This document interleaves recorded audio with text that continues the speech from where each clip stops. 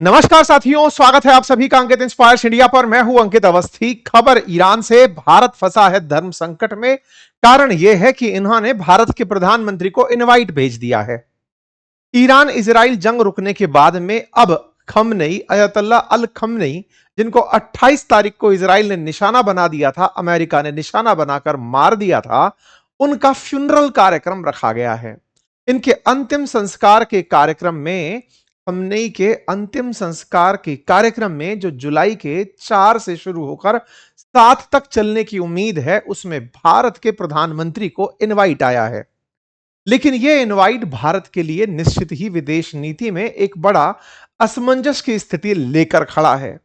ऐसा इसलिए क्योंकि 28 तारीख को निशाना बनाए गए खमनेई को भारत की तरफ से कंडोलेंसेस 5 मार्च को भारत के विदेश सचिव को भारत के अंदर ईरानी दूतावास में भेजकर दी गई थी। हालांकि बाद में जवाब मिला कि उन्होंने कंडोलेंस बुक लेट ओपन की थी, इसलिए भारत की तरफ से भारतीय प्रतिनिधि को भेजने में देरी हुई। लेकिन अंतरराष्ट्रीय स्तर पर इसकी चर्चा खूब हुई थी कि भारत के द्वारा ईरान के सुप्रीम लीडर की मौत पर कोई प्रतिक्रिया क्यों नहीं दी गई। तमाम मंचों पर यह सवाल उठाए गए कि भारत क्या उन्हें सुप्रीम लीडर मानता भी था, या फिर धार्मिक सुप्रीम लीडर होने के कारण ना तो भारत के राष्ट्रपति और ना भारत के प्रधानमंत्री के सोशल मीडिया हैंडल से कोई प्रतिक्रिया आई थी। ऐसे में भारत के लिए असमंजस की स्थिति यूं कि ईरान ने अपने सुप्रीम लीडर के फ्यूनरल में भारत के प्रधानमंत्री को इनवाइट भेज दिया है, और आपको यहां जाना या नहीं जाना मुसीबत में फंसाता लग रहा है। क्योंकि जब आप एक तरफ खुद लंबा समय अपने सोशल मीडिया पर प्रतिक्रिया देने में या फिर कंडोलेंस बुक में अपने रिएक्शन दर्ज कराने में लगाए हों, ऐसे में जब युद्ध समाप्त हुआ हो और इजराइल जो आपका मित्र है उसे यह लग रहा हो कि वो इस युद्ध में कहीं ना कहीं पिछड़ गया है, क्या भारत अपने प्रधानमंत्री की इस यात्रा में सहज होगा? आज के इस विषय पर, आज के इस खास सत्र में इस विषय पर चर्चा की जाएगी। समझेंगे कि क्या भारत दो देशों के साथ एक साथ संबंध रख सकता है जो एक दूसरे के दुश्मन हो? क्या अमेरिका को साधते हुए हम ईरान के साथ संबंधों को बहाल कर पाएंगे? क्योंकि पिछले कुछ सालों में भारत ने अमेरिकी प्रभाव में ईरान के साथ अपने संबंधों को बिल्कुल शून्य के करीब पहुंचा दिया था। लेकिन वहीं दूसरी तरफ इजराइल, जो कि अमेरिका की शहपरस्ती में ईरान के साथ जंग कर रहा था, जंग से 2 दिन पहले भारतीय प्रधानमंत्री की इजराइल यात्रा हुई थी।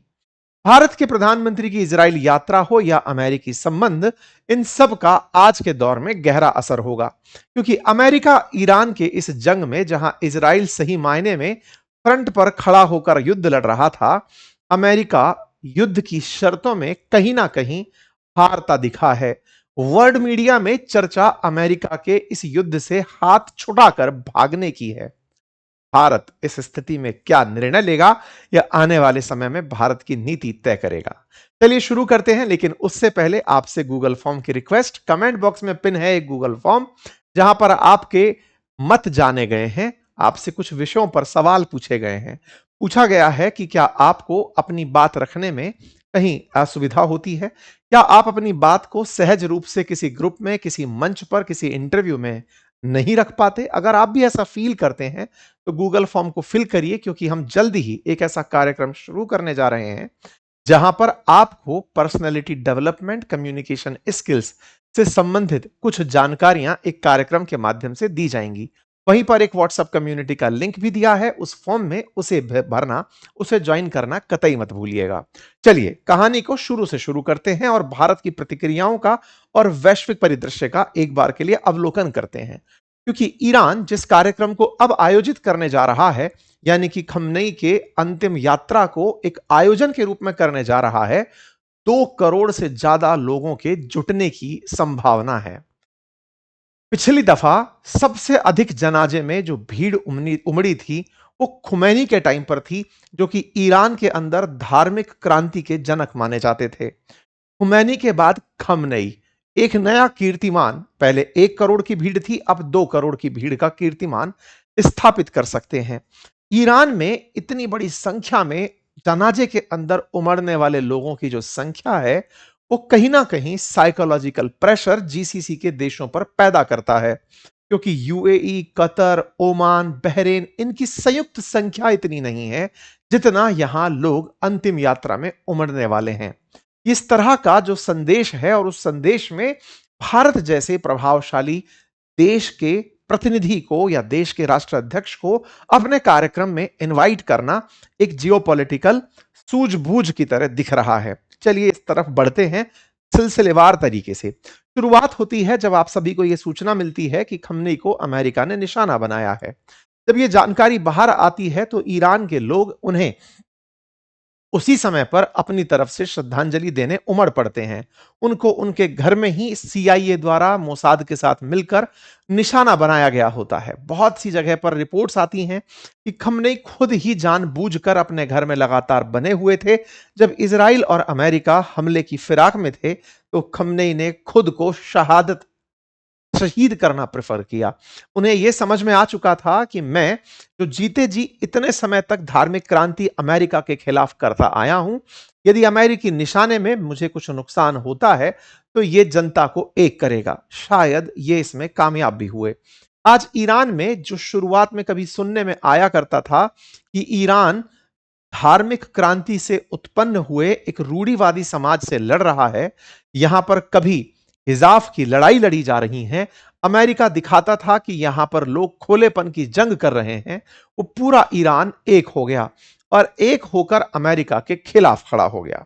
ये अमेरिका के खिलाफ खड़ा हुआ ईरान अब कहीं पहले से ज्यादा संगठित है और इनके इस नेता को इसीलिए ईरान में बड़े ही सम्मान से देखा जाएगा। ये नेता पहले भी सम्मानीय थे क्योंकि इन्हें बहुत से राष्ट्राध्यक्षों द्वारा समय समय पर जाकर मिला गया है। भारत के प्रधानमंत्री की भी 2016 की मुलाकात की तस्वीरें आपके सामने हैं। आप शी जिनपिंग से मुलाकात हो या पुतिन से मुलाकात हो की तस्वीरें खमनेई के साथ में देख सकते हैं। अमेरिका ने जब इन्हें निशाना बनाया तो निशाना बनाने में अमेरिका ने जहां इसे अपनी तारीफ में गिनाया, वहीं ईरान ने इसे बट ऑब्वियस माना। इसलिए था जहां एक और अमेरिका ईरान लगातार बम गिराते जा रहे थे, वहीं ईरान के लोग बेखौफ सड़कों पर उतर के उनके जनाजे में शामिल होना चाहते थे। उन्हें अपनी तरफ से सांत्वना देने के लिए खुले में आसमान के नीचे एकत्रित हुए। ये वो तस्वीरें हैं जब अमेरिका इजराइल लगातार ईरान पर गोले गिरा रहे थे। ये लोग सड़कों पर एकत्रित होकर प्रतिरोध कर रहे थे, यानी कि अगर तुम हमें भी निशाना बनाओ तो हमें कोई आपत्ति नहीं है। तमाम मुस्लिम उसके द्वारा, तमाम देशों के द्वारा इस बात पर प्रतिक्रियाएं थी। ये वो तस्वीरें हैं जो आप देख सकते हैं। हालांकि उसी बीच में यह तय किया गया कि खमनेई का फ्यूनरल रखा जाएगा, लेकिन यूएस और इजराइल की बढ़ती बमबारी के बीच में इनके फ्यूनरल को पोस्टपोन कर दिया जाता है। इनका जो फ्यूनरल पोस्टपोन होता है यह अब जुलाई में होने जा रहा है। हालांकि मार्च से जुलाई में पहुंचा ये जो फ्यूनरल का डेट है, ये बहुत से लोगों के मन में कई प्रकार की आशंकाएं पैदा करता था।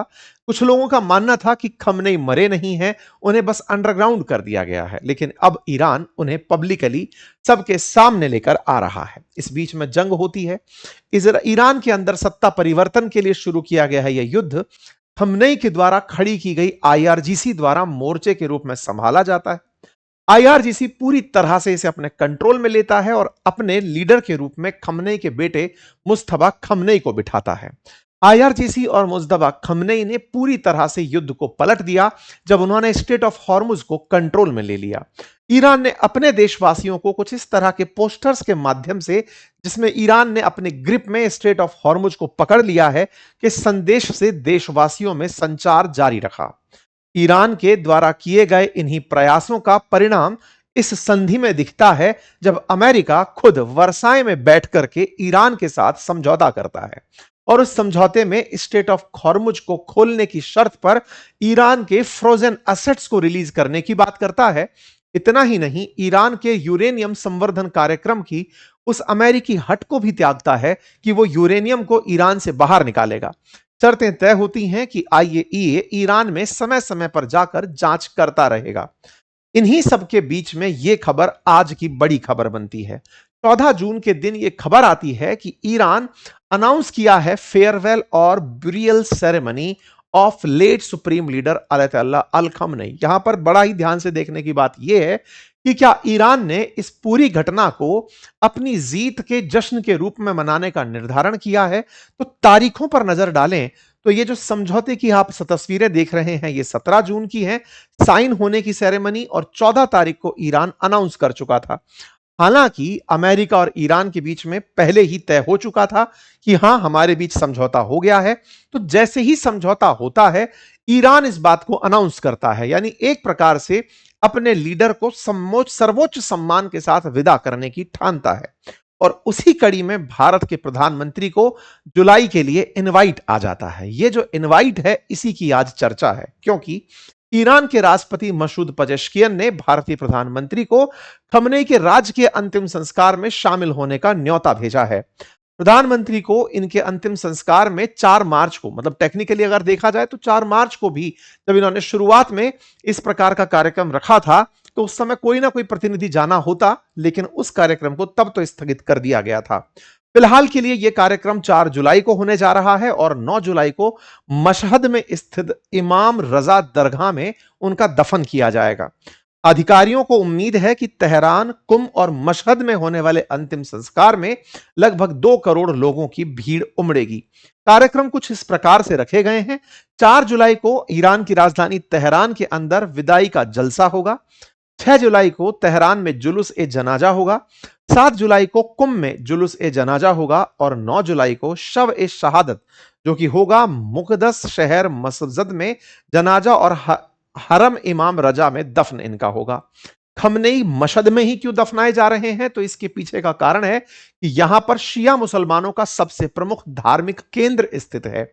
ऐसे में उसी जगह जहां पर इमाम रजा की दरगाह है वहीं पर शिया परंपराओं के अनुसार जो इमाम रजा थे वो मुस्लिमों के 8वें इमाम थे, वहीं पर इनका दफन होगा, क्योंकि यहां पर करोड़ों श्रद्धालु वैसे भी साल भर पहुंचते हैं।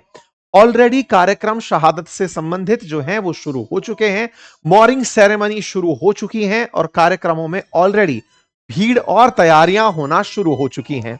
इन्हीं तस्वीरों पर चर्चाएं चल रही हैं कि आईआरजीसी इस पूरे की पूरे कार्यक्रम की जिम्मेदारी लेगा और इस जनाजे में 1 करोड़ से अधिक भीड़ उमड़ेगी, क्योंकि खुमैनी जो पिछले सुप्रीम लीडर थे उनके जनाजे में 1 करोड़ भीड़ उमड़ी थी, इसलिए सुरक्षा जो है वो चाक चौबंद होगी।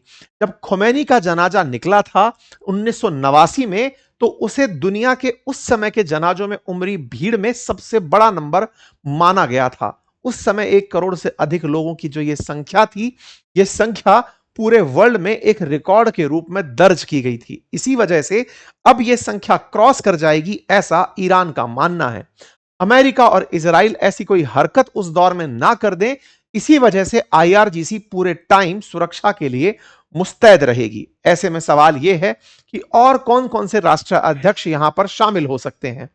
प्रधानमंत्री पाकिस्तान की तरफ से यहां शामिल होने का न्योता स्वीकार लिया भी गया है।